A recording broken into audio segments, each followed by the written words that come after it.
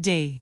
In a village in La Mancha, there lived a nobleman named Alonso Quijano. He spent his days and nights buried in books of chivalry, reading about knights, giants, and epic battles. These stories filled his imagination so completely that he lost his grip on reality. He decided he must become a knight-errant himself, to right wrongs and seek adventure under a new name, Don Quixote de la Mancha. Verse, he needed armor. He found a rusty old suit that belonged to his great-grandfather, polished it as best he could, and fashioned a cardboard visor for the helmet. Next, he needed a noble steed.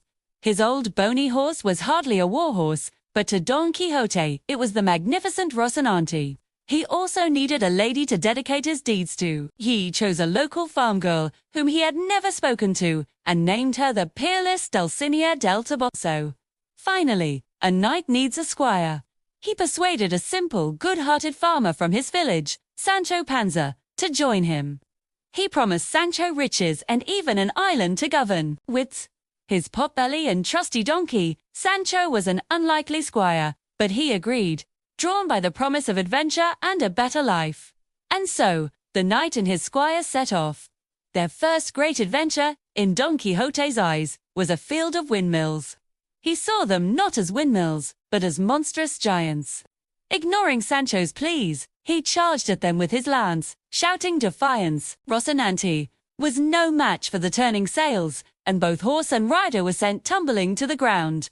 Undeterred, Don Quixote blamed a wicked magician for transforming the giants into windmills just as he was about to defeat them. Their journey continued, filled with similar misadventures. Don Quixote saw a humble inn and declared it a grand castle. He mistook 2 flocks of sheep for opposing armies and charged into them, causing chaos until shepherds pelted him with stones. He liberated a group of convicts, believing them to be wrongfully imprisoned gentlemen, only for them to rob him and Sancho as thanks.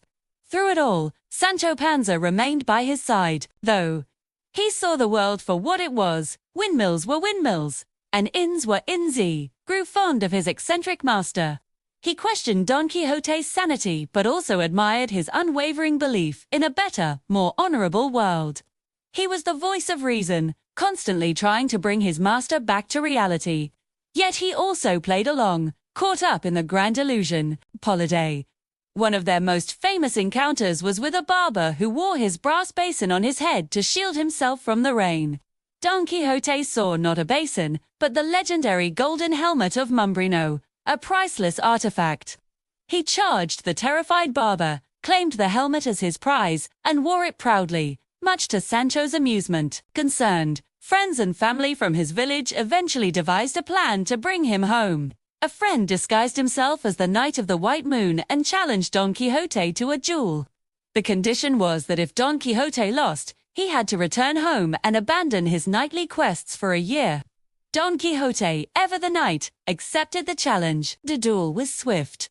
Don Quixote was easily unhorsed. Defeated and heartbroken, he honored the agreement. He and Sancho returned to their village.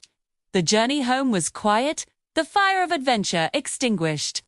Back in his own bed, a great sadness fell upon Alonso Quijano. The fever of his imagination broke, and he saw himself clearly once more. He was no longer Don Quixote the knight-errant, but simply an old man who had lived a fantastic dream.